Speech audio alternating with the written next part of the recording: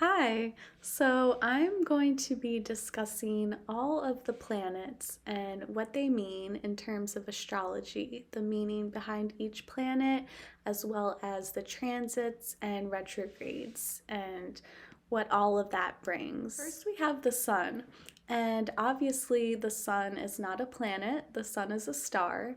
But it definitely serves a lot of importance in astrology. In fact, probably the most important aspect of all the bodies in the solar system.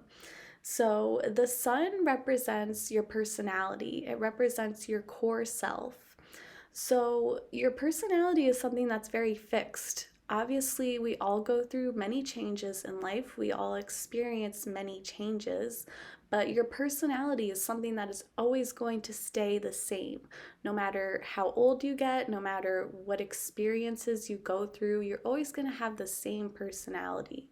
And this is very fitting of the sun because the sun is fixed and it's not moving around. It's us moving around the sun. We're the ones who revolve around the sun. The planets revolve around the sun and not vice versa. So the sun is very fixed and it remains as it is, just as our personality is fixed and it remains the same throughout our whole life. So the sun does not have any retrogrades, but it does have transits, sort of. So we have each zodiac season.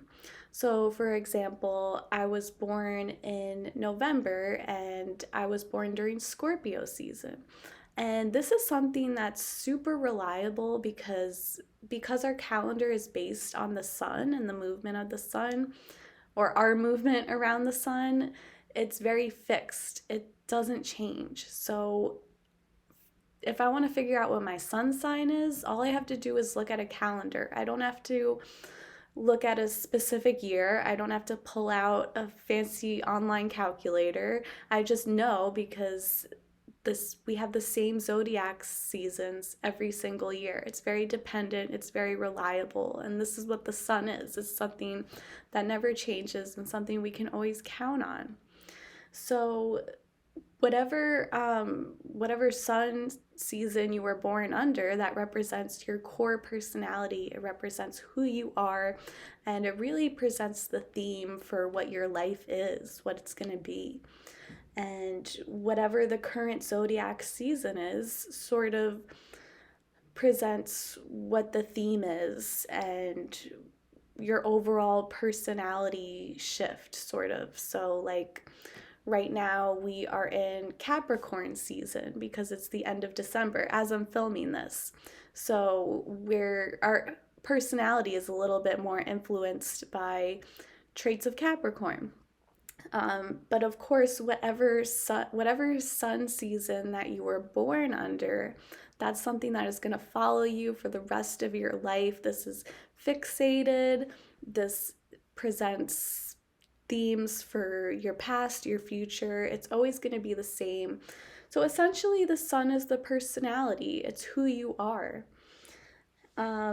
So when it comes to zodiac signs, the sun rules the sign of Leo. And this is very fitting because the Leo is all about self-expression and personality and who you are, and really like embracing who you are and not being afraid to show who you are, your uniqueness, whatever it is, and presenting this to the world and being acceptant and proud of who you are. And the Leo is a very self type of energy, like very selfish. And that can be good or it can be bad. But essentially, it means you have a strong sense of self. It means, and you know who you are, and you don't really let outside influences change who you are. So yeah, the sun is very strong, it's very fixated, and it basically represents the whole theme of your entire life. So it's definitely very important. So next we have the moon. And again, obviously this is not technically a planet, it's a moon, but this is our moon and it has so much impact on our lives. The moon is basically sort of the opposite of the sun. So while the sun is the masculine aspect of who we are, as in who we present to the world and the traits that are very obvious about ourselves and how we express ourselves, and just all things external, the moon is the opposite in that it is the feminine and it is all things internal. So the moon really represents our inner world and it represents our emotions and how we feel. And it also represents secrets too. So things that are just not really that obvious about ourselves. So, whatever moon sign you were born under, it really sheds light on the hidden aspect of yourself. And you might even be surprised to find out what your moon sign is, especially if you're not really that in touch with yourself, or the people around you could be very shocked about what your moon sign is. And if you are very in touch with yourself, you can be like, oh, okay, like that does make sense. So when it comes to the moon transits so frequently, and this really explains why emotions are so unreliable, why emotions are always shifting, always changing. It's the exact opposite of the sun. The sun is very steady.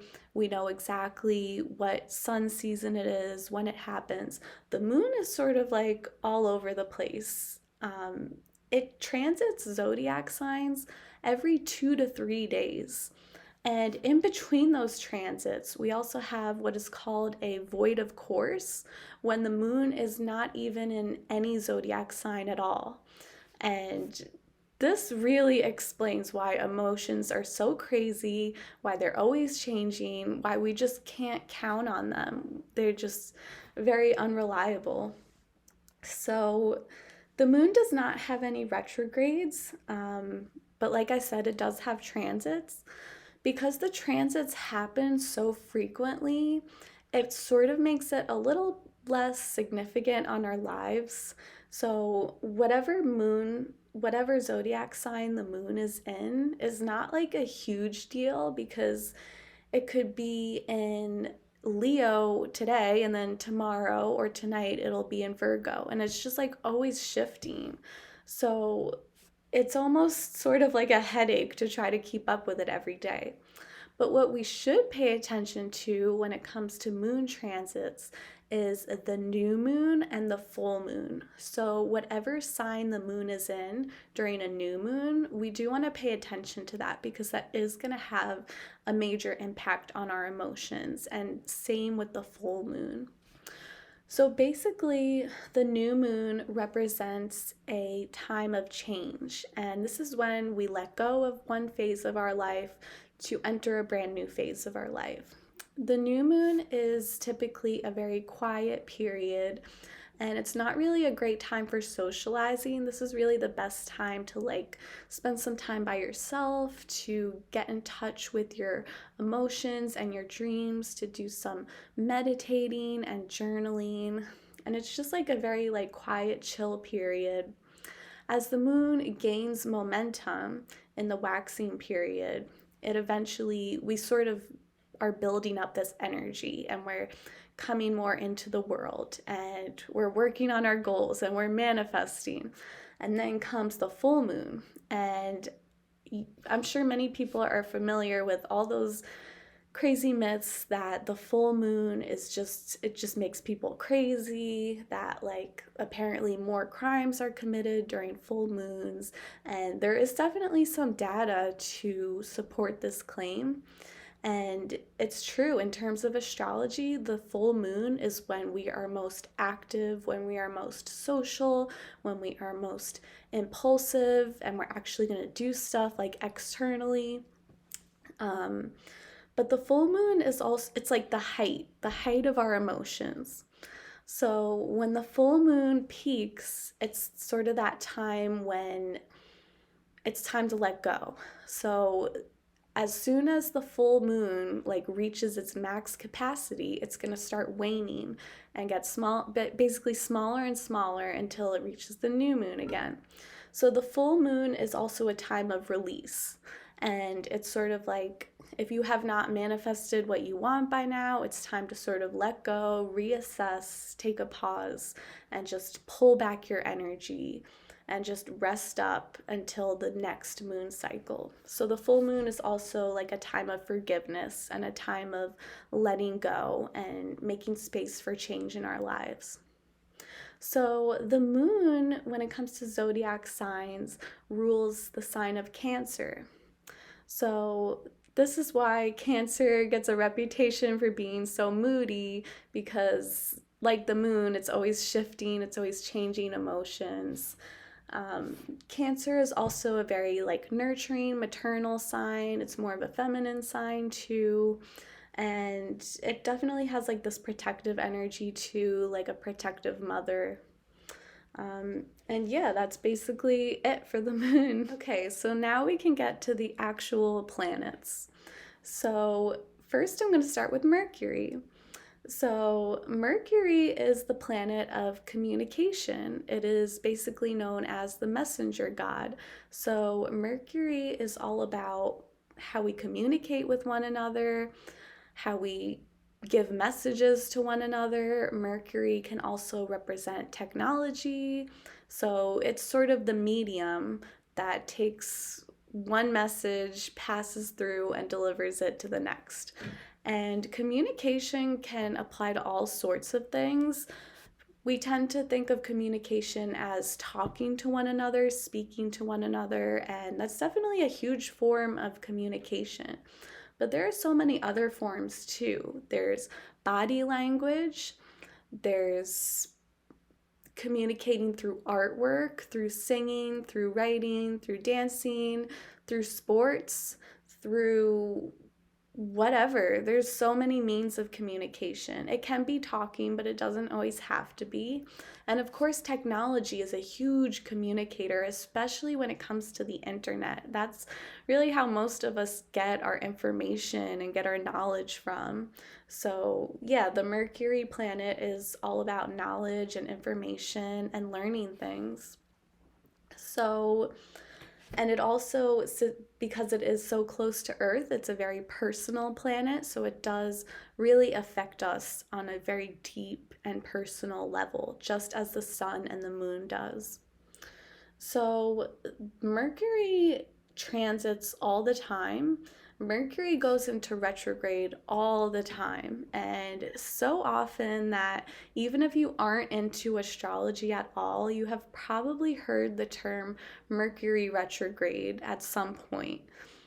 Even if you have no idea what astrology is, I'm sure you've heard the term Mercury retrograde because it just happens so frequently. And Mercury retrograde definitely affects us pretty deeply. But because it happens so often, we are pretty much used to it. So you will feel the effects of it, but it's not going to be like, oh my God, like life changing. It's sort of often it kind of just serves as like a little bit of an annoyance. So the most common thing to happen during a Mercury retrograde is failure of technology. So I know, for example, one time we were in the middle of Mercury retrograde and all the huge social platforms just stopped working. I think it was like Facebook, WhatsApp, Instagram, like all the huge ones, they just stopped working and like no one could explain why. And my only explanation is Mercury retrograde because we were right in the middle of it. And it was just like kind of funny and really fitting. But that is like the classic example of a Mercury retrograde technology failure. You can also find that like your car is more likely to break down. What else? Your cell phone might lose service, or like the service could get really wonky. You could even break something. You could break your phone, and not even technology too. You could just like break something, break glass, whatever it is. You could find yourself being kind of more klutzier, and just things are just more prone to breaking. And aside from that, another huge thing for Mercury retrograde is just like little miscommunications. So when you express your message to someone, they're much less likely to like understand what you're saying. They're much less likely to really absorb the message. So, yeah, Mercury retrograde is just not a good time for like having a deep talk and trying to make a really important point across, or if you have some kind of work presentation, definitely try to avoid it during Mercury retrograde. And like I said, like it's not a huge deal because it happens so often, but it's one of those like little annoyances, like Mercury retrograde, like that kind of thing. And when Mercury does go direct and come out of retrograde, you could find like all of a sudden so much communication comes rushing in. You could definitely have like a very important conversation with someone. And the same thing goes for Mercury transits. So when Mercury goes from one zodiac sign to another, this is when we really feel that communication energy. So these are the times coming out of retrograde or transiting into a new zodiac sign. These are the times when you're more likely to have like a very important conversation with someone, or you could like find out a secret. It doesn't have to be scandalous though. It could also be like when you learn something, maybe you're a student or something, or you just have some type of like shift of perception. And yeah, that's Mercury. When it comes to zodiac signs, Mercury rules Gemini. And this is why Gemini gets a reputation for being so talkative and so chatty. And generally, Geminis really do love to talk. They can go on and on and on with other people, and they are really huge communicators. So, Gemini is also a very smart sign too. They tend to be extremely knowledgeable. They tend to know a lot of facts, a lot of random facts, actually. And Gemini can also, a lot of people actually struggle to understand Gemini. And that's because they are really good at like receiving messages and learning information, and they can almost be too smart for their own good. And this is sort of why Gemini also gets the reputation of being kind of like a little strange, a little bit of an oddball, because they are taking in like all these different messages, and sometimes they could struggle like relating to others because they will say like all these crazy things that they know, that they all this information they can absorb, and it's almost like they're sort of on a higher level. And people, they are great communicators, but people can definitely struggle to understand them because they just know so much, and it's almost like just beyond what anyone else can comprehend. Okay, so now we have Venus, and Venus is a classic, famous planet. It is all about love and beauty and joy and just all about pleasure too, like everything that makes you feel good. So it's a really like sweet and very kind and generous sign. It also has to do with relationships too. And a lot of people assume that Venus is strictly about a romantic relationship. And it can definitely apply to that, but Venus has to do with all your relationships. So this is like your friends, platonic, this can be family members, this can even be like relationships with strangers and acquaintances. It's how you feel about the people around you, no matter what your relationship is to one another. It doesn't have to be romantic. But Venus definitely has a reputation for being very romantic, very flirtatious too. And Venus is all about pleasure.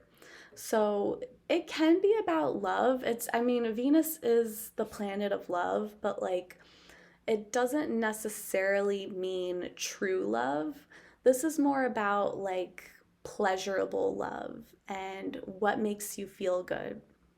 So Venus can be all about like getting a massage or comfort food. Like if you're like me and you love mac and cheese, that's your Venus food. That's your comfort food. Like stuff that makes you feel really good. Like indulgences, spending a lot of money on something, purchasing something very luxurious, and just like making yourself feel good, feeling cozy, feeling comfy.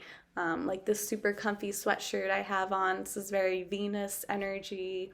So it's not like strictly about love, it's really about like what makes you feel good and how you feel about the people around you. Venus is definitely a feminine planet, and Venus, out of all the planets, is technically the only feminine planet that we have. Our moon, of course, is feminine energy, but that would technically be the moon.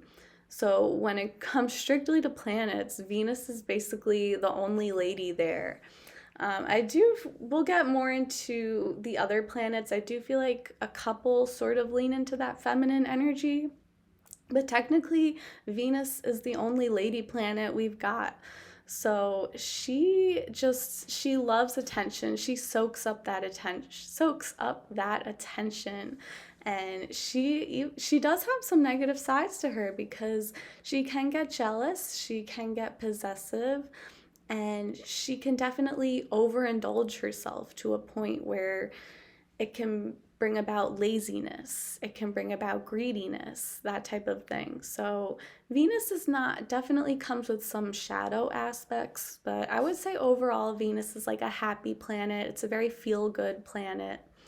So whenever Venus transits into another zodiac sign, it's usually a very harmonious period. So usually that week or so of the transit, we're usually feeling pretty good. And I believe this happens like every other month or so. So it happens quite often. Yeah, and so when we feel the energy of Venus, when she makes her presence known, it's usually a really good time. So during a Venus transit, you're likely to have like a fun time with your friends, or maybe you'll go out on a really nice date, or maybe you'll try some really good food, or you'll go to the spa and get a massage, or you'll go on a shopping trip, and or someone might give you presents or something like that. Just something, it's a very harmonious and happy time, usually, not always.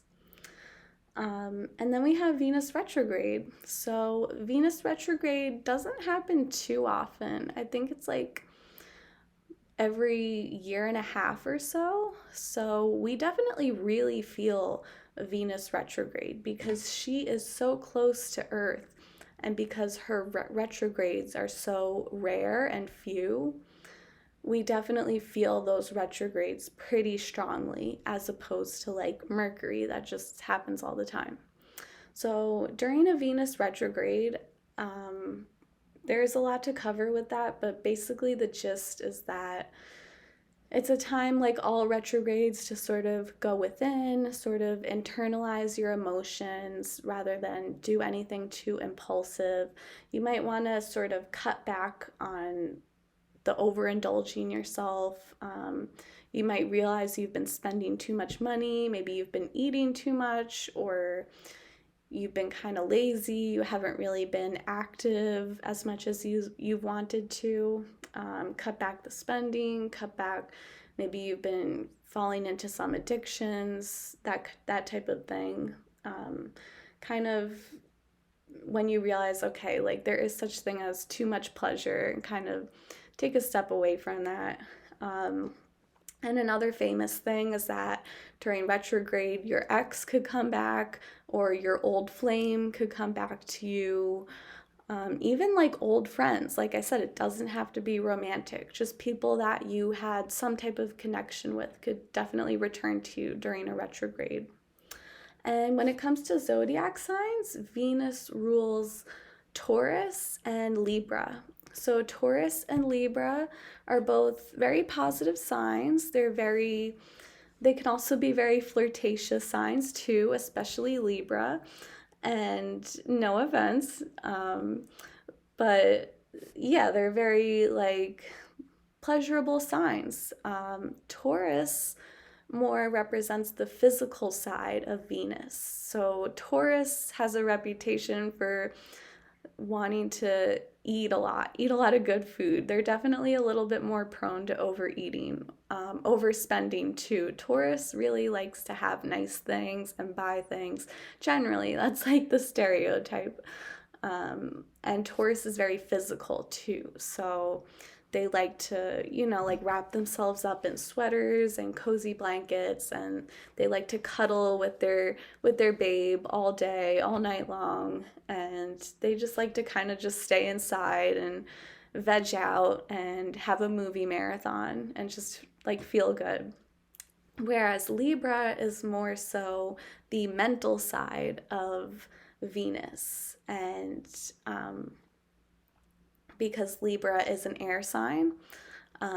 So rather than the physical and the external, it's more about the internal, the mental part of Venus. So that's why Libra can be so charming and they can be so flirty. Because they really know how to speak. They really know how to use their words in order to charm someone, in order to win someone over and make people like them. So Libras tend to be very charming and likable people. And yeah, just the way they think too. It also explains why Libra is such a peacemaker, because they are ruled by Venus. They always want to be in harmony. They always try to see both sides of the situation, and they want to make everyone happy. So yeah, and Taurus is definitely in a different way, like I said, more so the physical, but both Taurus and Libra are signs that just like they just want everyone to get along, they want everyone to be happy, and they want to sort of indulge themselves in some fun, and they kind of want to, they're never ones to really overwork themselves. They just want to have a good time and just have fun. And that's really what the overall energy of Venus is. Okay, so next up we have Mars. So Mars is basically the opposite of Venus. So where Venus is the ultra feminine, Mars is the ultra masculine. Now, I know I said Venus is technically the only feminine planet.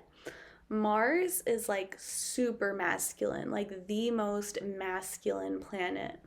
So I would argue that like Mercury is sort of like a unisex type of energy, or even like gender fluid type of energy, maybe a little slightly masculine.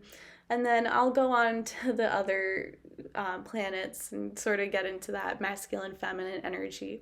But basically, Mars is the most masculine planet ever, like to the point of toxic masculinity. So, whereas people usually think of Venus as the good planet, and then they see Mars as like the bad planet. But I want to tell you it's not that simple. As I just explained, Venus does have some negative qualities to her. She is overall a very positive and harmonious sign. But like I said, she can really overindulge herself a little too much, to the point of laziness and greediness and needing constant attention. So the same with Mars. So Mars does have a lot of negative aspects to him, but he definitely has some plus sides too. So we'll start with the negative. So Mars is very aggressive, a very angry sign. He basically, when it comes to mythology, he is the god of war. So he is always looking for conflict. He is very on edge, very impulsive, very possessive, and just super prone to lashing out and getting in a fight. So generally, when there's any type of transit, when Mars goes into a different zodiac sign, or if Mars is coming out of retrograde and going direct, there can definitely be a fight. you're definitely much more prone to conflict than ever. So you do want to be very careful whenever Mars is transiting or coming out of retrograde. When you feel that Mars energy, there's like a 90% chance you're going to lash out, someone's going to lash out on you, or you're going to just see some drama happen. It's a very like conflict prone type of energy. But like I said, it's not all bad because it all depends on how you personally channel that energy. So Mars brings like this really strong energy. So where like Venus just wants to like sit on the couch all day and just veg out and just chill. Mars is like, let's do something. Let's go on a 10-mile hike. Let's go kickboxing. Let's like whatever. Like Mars has so much energy. So he really wants to do something. So I always feel like my best advice for getting through a Mars transit is fuel that energy in a positive way. So like do a really intense workout, like work those muscles, build some muscles, get out that energy. Another really positive side about Mars is that it brings a lot of motivation. So, like, if your house is super messy and there's a Mars transit, use that energy to clean your entire house and organize everything. Or, maybe maybe you're a student and you have a bunch of homework piled out. You can use the energy of Mars to, like, get all that done. Like, Mars wants to get stuff done. So, yeah, it's really up to you to really channel that energy correctly. Because if you feel that Mars energy and you just sit with it, you're going to get into some type of trouble. But if you use it constructively for like physical release or just to do something, it can really work in your favor. Okay, so that's why I say Mars is not all bad. It can be very positive. It can really help you get stuff done. It can bring you that motivation. So when Mars goes into retrograde, we are a little bit less prone to conflict. So that's a good thing. Any type of issues you have is more going to be an internal thing. So you're less likely to pick a fight with someone or lash out with someone. You're more likely to sort of like feel that internal struggle within yourself and sort of pick apart like what bothers you. And it's very internalized, like all retrogrades. The only like the negative thing about Mars going in retrograde is that it can make you feel sluggish. It can bring down your motivation. It can make you feel kind of tired and lethargic and lazy. So yeah, there's negatives and positives. When it comes to zodiac signs, Mars rules Aries. And Aries is a very go-getter, high energy, super competitive zodiac sign. So it makes a lot of sense. Yeah, Aries just has so much energy and they were born to be winners. And then also it's worth mentioning in ancient astrology, Mars also ruled the sign of Scorpio. And this is basically why Scorpio is seen as such a sexual sign, because I also have to mention Mars is a super physical sign, like not just in a active let's do stuff type of way, but also like in a sexual way. Mars is super sexual. So there's another way to sort of channel that energy. Okay, so now I have gone through the Sun, the Moon, Mercury, Venus, and Mars. So these are all categorized under personal planets. So these are all solar energies that affect us on a very personal level. And it's very different and specific to how everyone experiences it. And because these solar bodies are all super close to Earth, they definitely affect us the most. So now we're sort of moving outwards, we're moving away from Earth. And as I discussed, Jupiter and Saturn, these are what we call social planets. And these definitely play a big part on our lives, but not so much like on a personal level, but on like a social level. So it's going to affect like all different people at once. And whatever sign you were born under in your birth chart, under Jupiter and Saturn, it sort of sums up the group of people you were born under.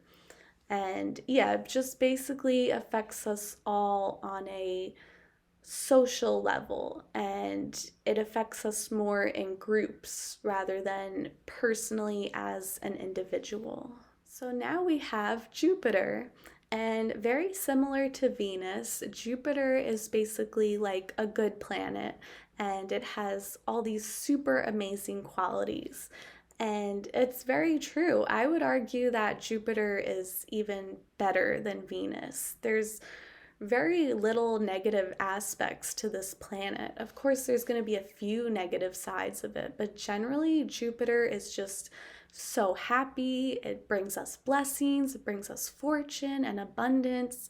It can definitely bring you a lot more money too, and just overall happiness and wisdom as well. Jupiter basically comes in to shower us with blessings. So I like to think of Jupiter as the cool grandpa. So Jupiter is the biggest planet in the solar system. It has this huge, big energy, and he's super old too. He's been here forever. He's seen it all. And he's just at the stage in his life where he's just chill.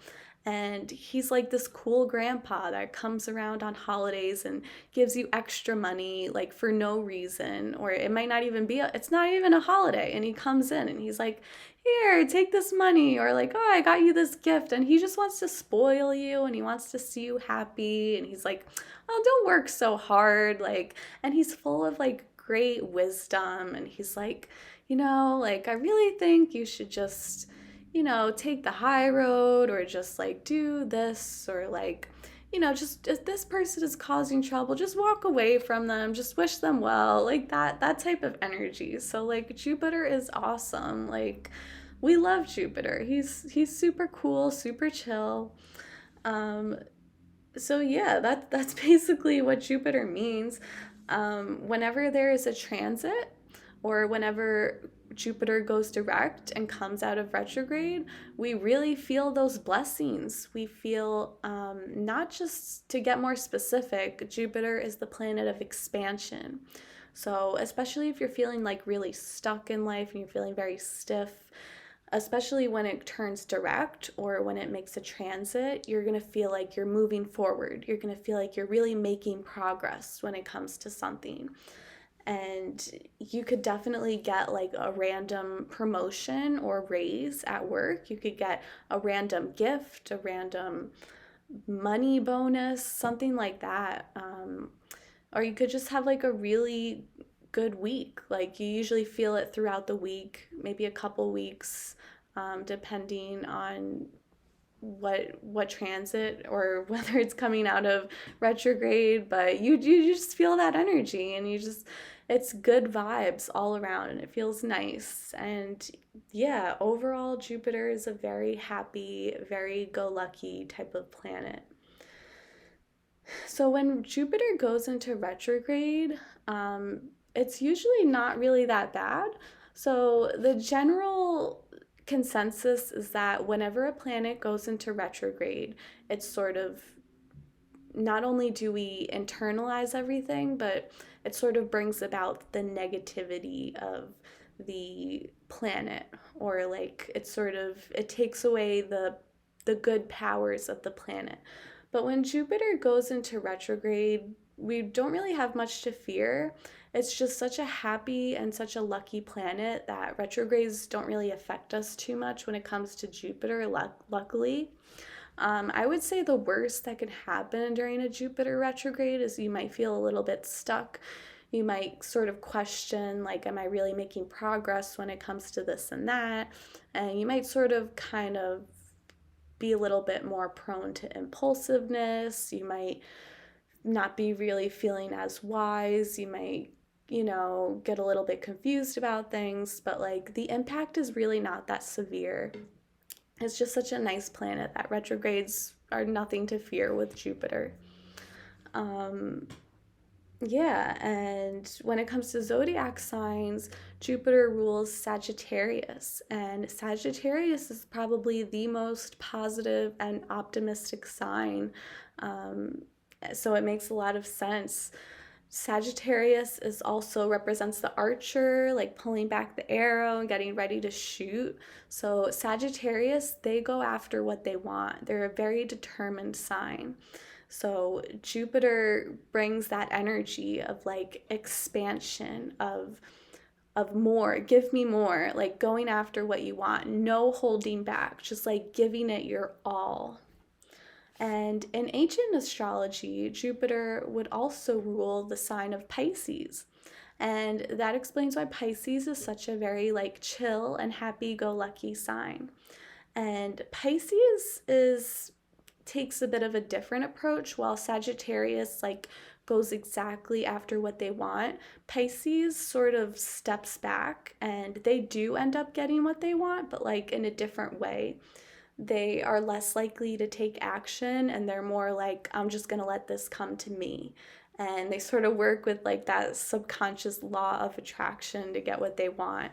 So it's definitely two signs that take two different approaches. Like I said, Sagittarius like takes action and Pisces sort of sits back and they work on their manifestations and their meditations and their dreaming. But these are two signs that they just get what they want. And it comes naturally to them. It comes effortlessly to them. So yeah, whenever there's a Jupiter transit or it's going direct, it's basically you're very likely to get what you want. And who doesn't want that, right? Okay, so now we have Saturn.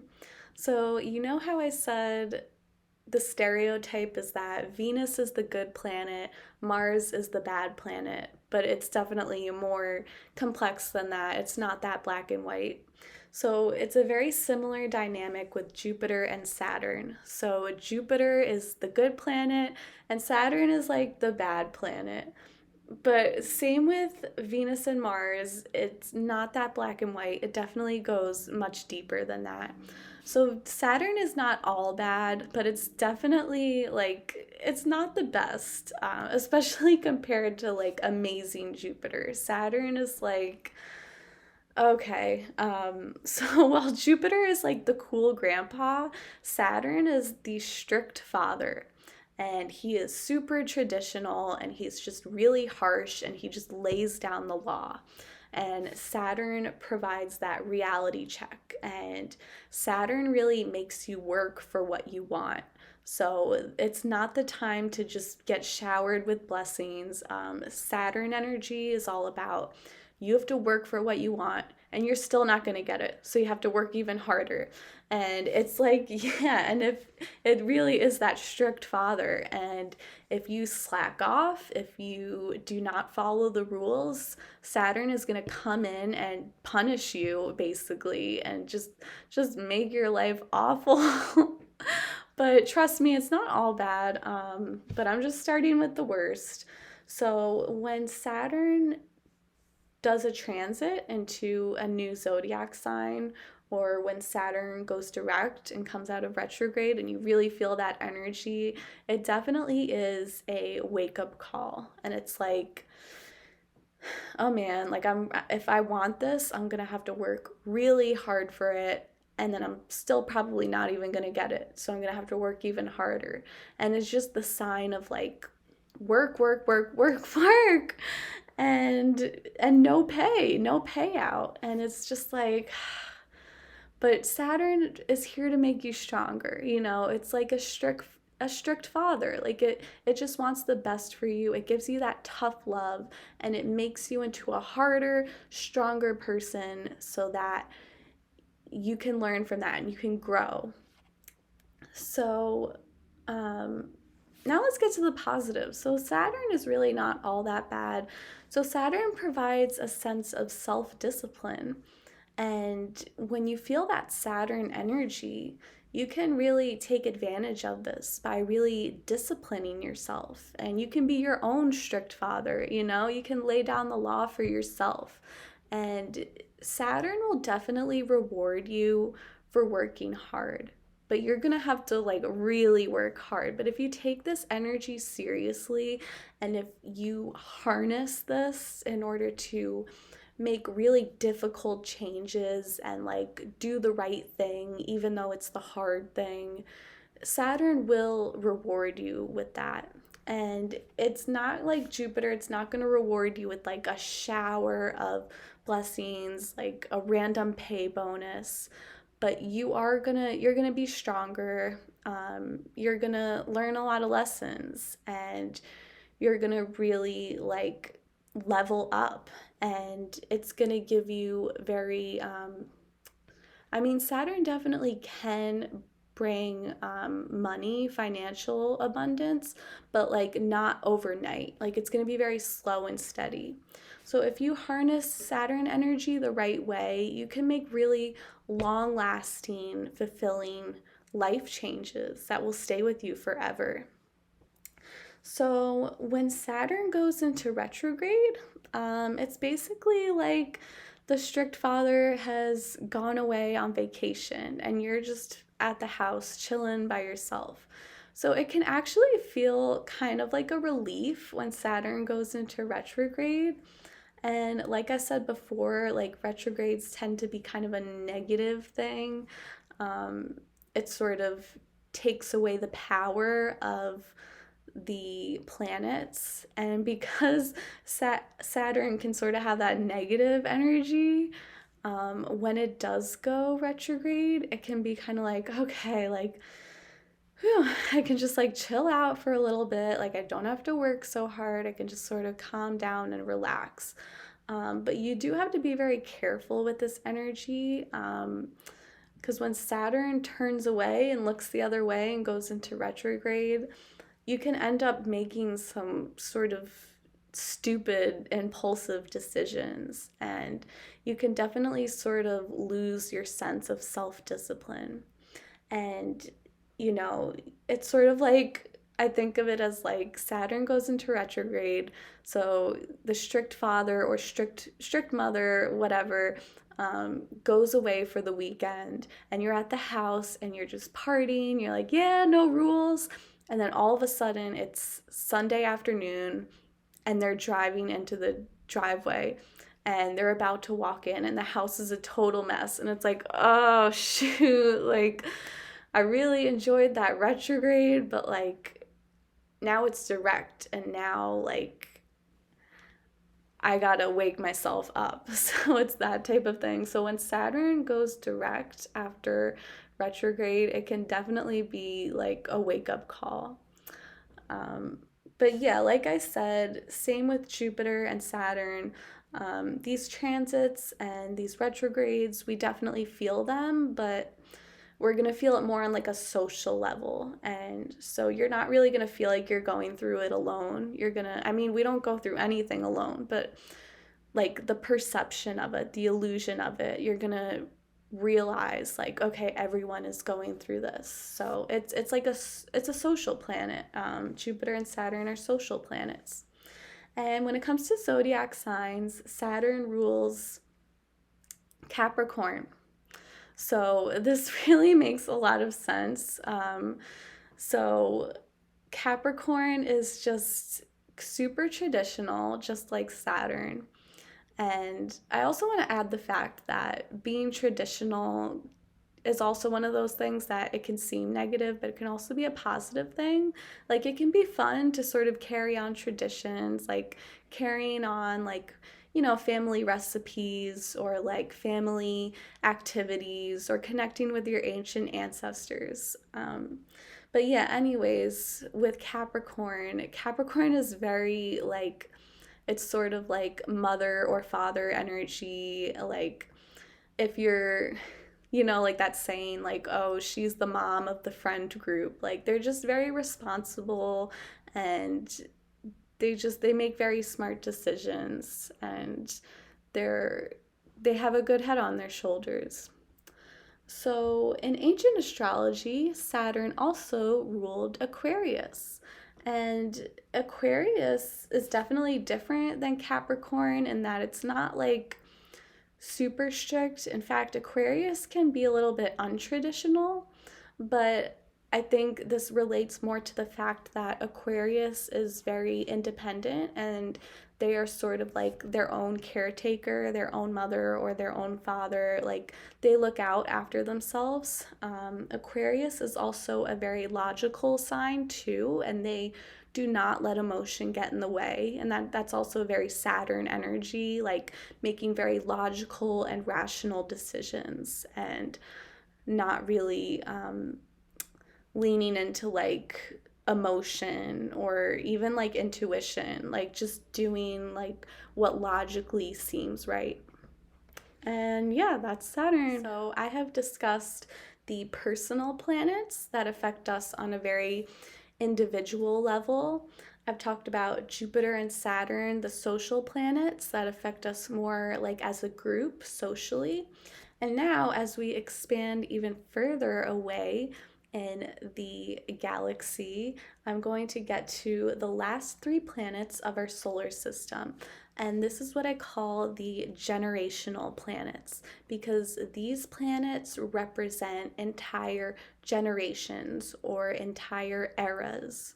So, for example, if you were born under, let's say your Pluto is in Scorpio, like me, that's a whole generation right there. Pluto and all the outer three planets, because they're so far away from us, it takes them a very long time to get through every single zodiac sign.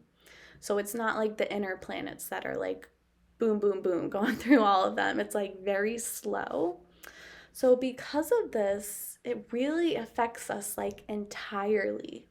And whereas Jupiter and Saturn kind of represents like a group and socially, as I say, Uranus, Neptune, and Pluto, that's like an entire era. So aside from your natal chart, like whatever one of those three planets is in right now, like that's a specific time in our lives. So this is going to represent an entire phase, and there's going to be changes among the collective consciousness. So again, whereas the personal planets have to do with like internal changes. So, it really depends. You're going to go through very unique situations. Jupiter and Saturn, the social planets, that's really represents like changes within your friend group, changes within your family, changes within your workplace or school place, that type of thing. And then when it comes to the three outer planets, the generational planets, this is like a whole like worldwide thing. This is going to affect like your entire country. This is change that lasts for years, themes that go on for years. So it makes, because these planets are so far away, it's not so drastic on our lives, but it definitely plays a huge impact on the entire collective consciousness. Okay, so let's start with the generational planets. We're beginning with Uranus. Now, I know there are many different ways to say this planet. So, when I was a child, when I was growing up, we were taught in school to pronounce it like Uranus, and that was fine. And then I got a little bit older, and these days everyone's pronouncing it differently. I've heard Uranus, I've heard Uranus, I've heard all different pronunciations, and I say pronounce it however you want to. I'm about to explain why this whole name thing is actually very fitting for the energy of this planet. But I would just like to say, I'm going to say Uranus, and like, if that offends you, then I'm sorry, that's too bad, because that's the way I learned it, and that's what I'm going to call it. I don't care if it sounds silly. I don't care if it sounds like Uranus. That's just what it is, okay? And I don't like any of the other pronunciations, okay? So without further ado, I present to you Uranus. So, first of all, Uranus is like a really weird planet. It's very out of the box. It's very individual. It's totally like a rebel, an individualist. It does its own thing. And it's very futuristic too. So it's like totally ahead of its time. So while we might say, like, when someone is thinking a little bit different or they're speaking a little bit different, and from your perspective, you're like, oh, that person is totally weird. But in reality, that person is ahead of their time. So while we perceive Uranus as a very weird and strange sign, the truth is that it's just very ahead of its time, and we just don't really fully understand it yet because it's way ahead of us. So it's like if you took a time machine and you explained, like, what is the internet to people from thousands of years ago, they would probably have you slaughtered. They would be freaked out. I mean, like, they would think you're crazy. And the truth is, you're just thinking ahead of the times. You just come from a futuristic place. So, yeah, Uranus is not boxed into one single category. It's futuristic thinking. And yeah, the reason why I think it's so fitting that everyone has a different pronunciation for this word is because the planet of Uranus is all about individuality, and it's all about doing your own thing. So it totally makes sense that everyone says the planet a different way. And I say whatever feels right to you, call it that. Because Uranus is its own person. It does its own thing. It does not conform to society. So it's just like a really like crazy and ahead of its time planet. So when Uranus does a transit, or when it comes out of retrograde and you really feel that energy, you definitely you kind of feel like the weirdness, like things might seem a little more strange than they normally are. And usually it's because progress is being made and your mind and your perception is being expanded further than you can realize. And again, like I said, because this is an outer planet, this is a generational planet, this is something that everyone around you is going to feel. And you won't feel it so much on a personal level, but you're going to feel it like as an era, as a generation. So yeah, you're definitely not going through this alone. So when Uranus goes into retrograde, basically you might sort of feel like you're not really making progress.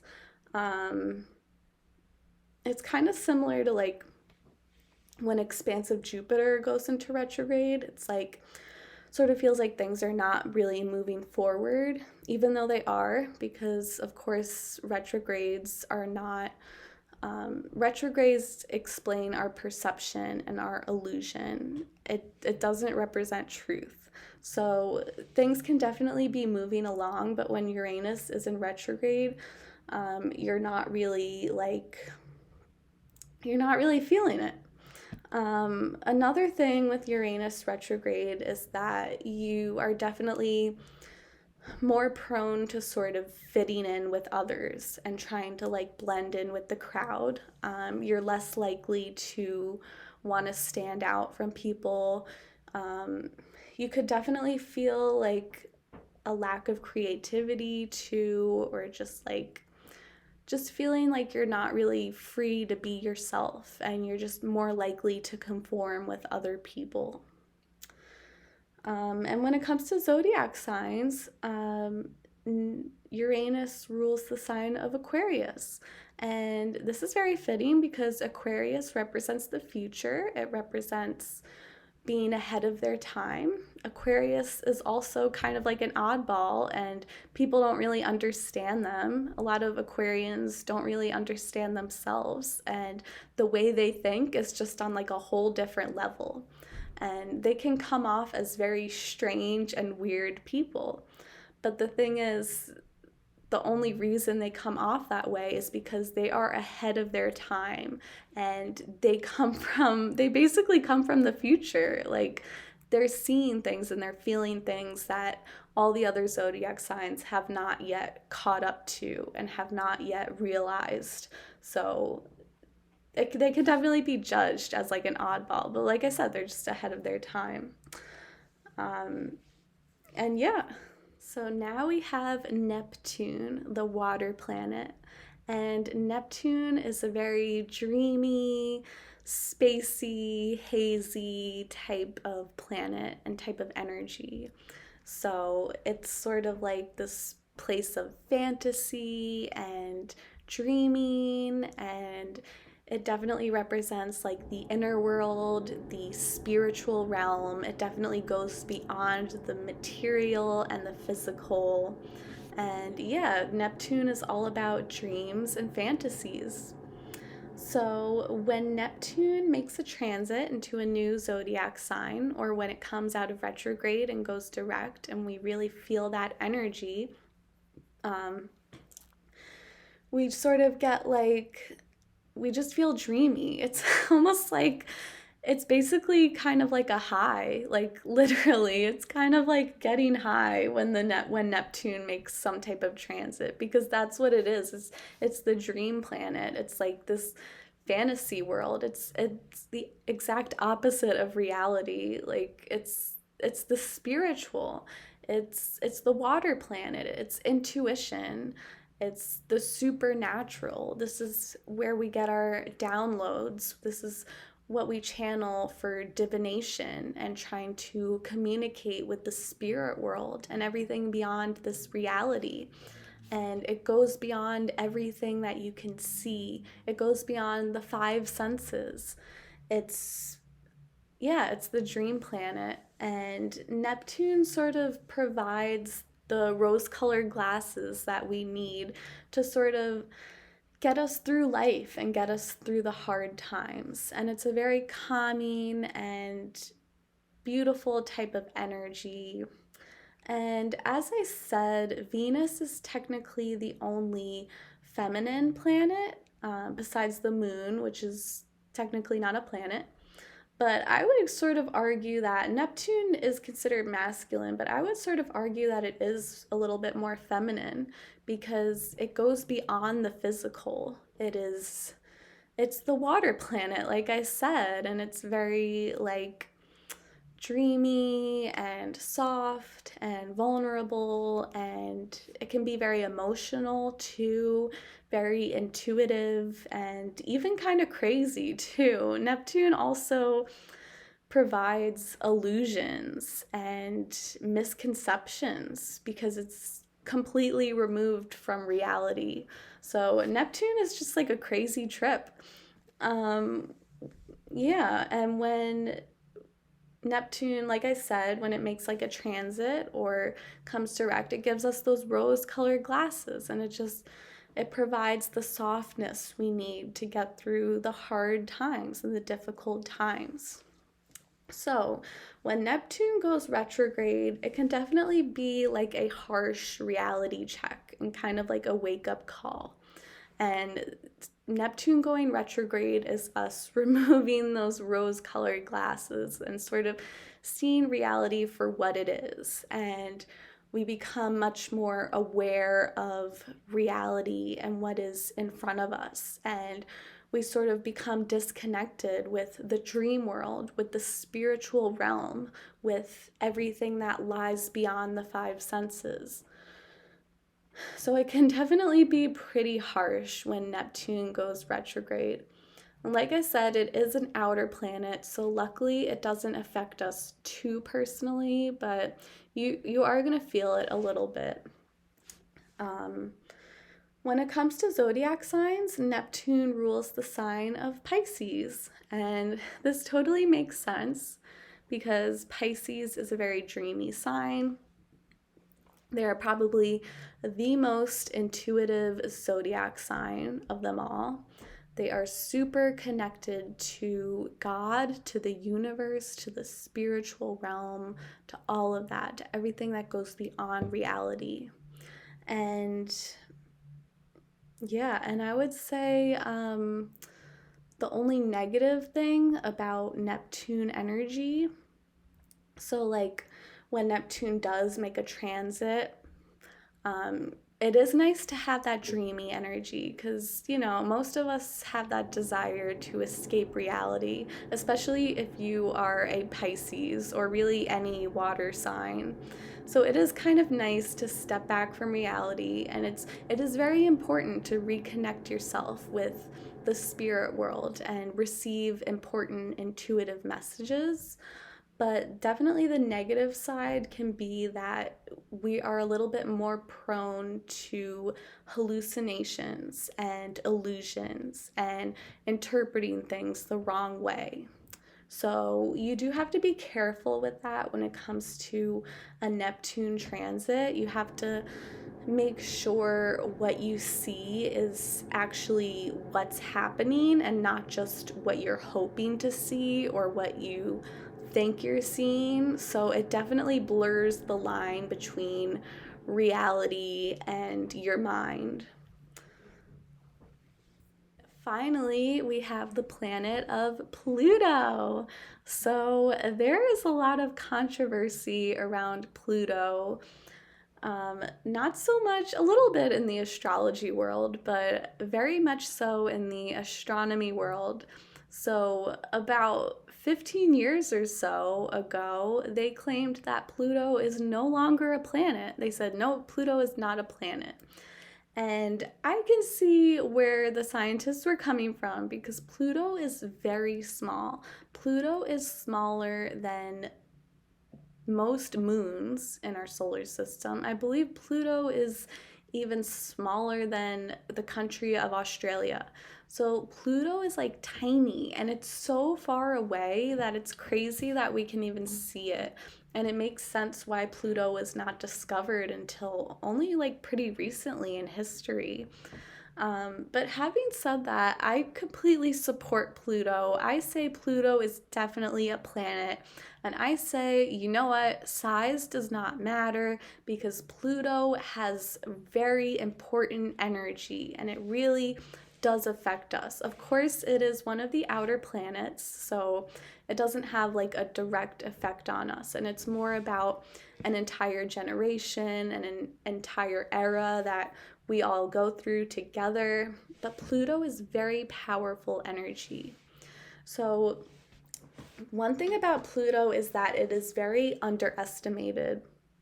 So, it makes sense as to why it is such a small planet, and why people even say that it's not a planet at all. But actually, Pluto is the most powerful planet in our solar system. And you wouldn't realize that. But when it comes to astrology, it has the most powerful energy of all. And Pluto is actually a leader. Even though it is tiny, it is a leader. And it's just, yeah, how many times can I say it's super powerful? But this power is always underestimated.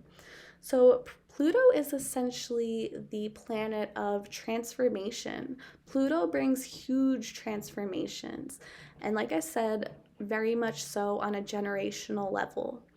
And it really determines, like, especially a specific generation being born. Like, what are these people here to bring about? What type of change is going to happen when this collective conscious reaches adulthood, reaches the age of 18, in their 20s or so? Like, what is going to happen? What type of change are all of these people destined to bring into the world?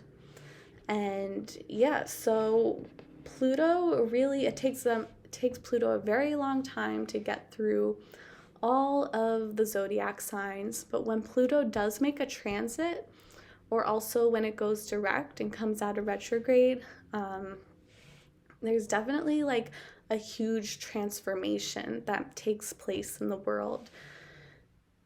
And you might not feel it right away, or we might not see it right away, but it definitely like plants those seeds, and some type of transformation is bound to happen, some type of necessary change.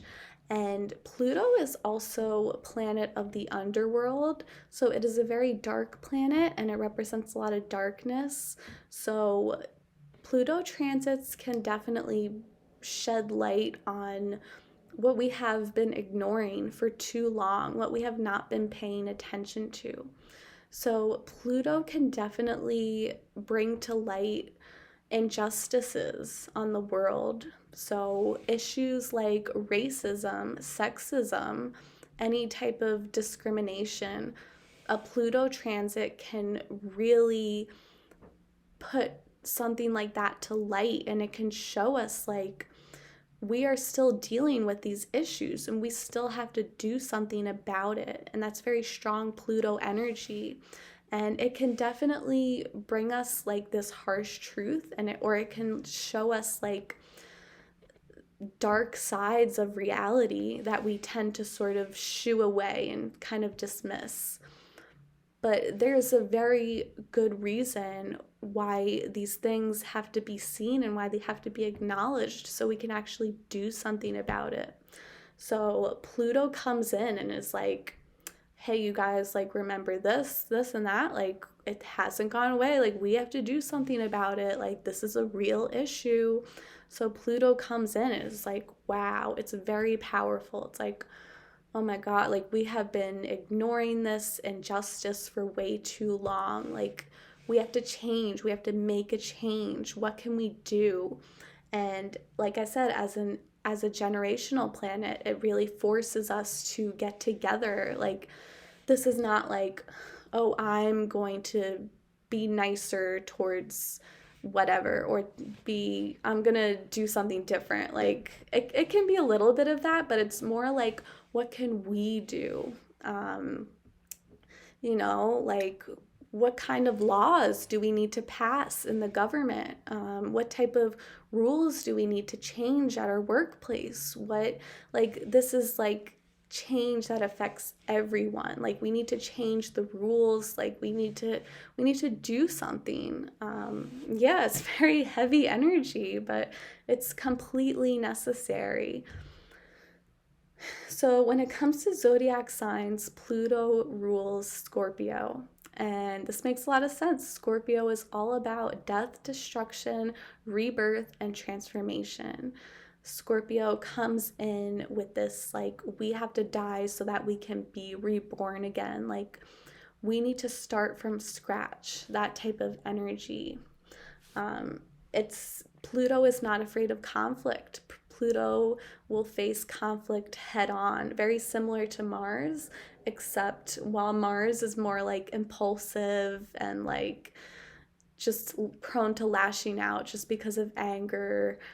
Pluto comes in with like anger with a purpose. Like Pluto comes in to not to lash out at people, but to protest, but to make a point, but to bring up very hard and controversial and uncomfortable conversations. That's what Pluto does. So, yeah, and it's very dark and also mystifying energy too. Pluto goes into retrograde. It doesn't affect us too harshly, being such a far away outer planet. When Pluto goes into retrograde, though, we are more prone to sort of toxic positivity and basically a little too much love and light and trying to look on the bright side, which can be a good thing, but we are prone to ignoring injustices of the world, and we're more we're definitely a lot more in our comfort zones when Pluto is retrograde. We're not really interested in making any type of drastic change. We more so just want to do the same things that we've been doing, and we try to see the best in people. We try to see the best in situations, which can be a good thing. But it's not something that we should ever be doing for too long, because then there's no growth and then we blind ourselves to the truth. And then, as I said, once Pluto comes out of retrograde and goes direct, we suddenly see all of those dark and uncomfortable things that we have been ignoring for a short period of time. there you have it. That is just a basic overview of all of the planets, what they basically mean, and what their retrogrades mean, and their transits. And of course, it all goes so much deeper in that, but this was basically just a general overview. So, thank you so much for watching. It was really fun for me to pass on the knowledge and explain everything. And again, thank you so much. And I send you many blessings.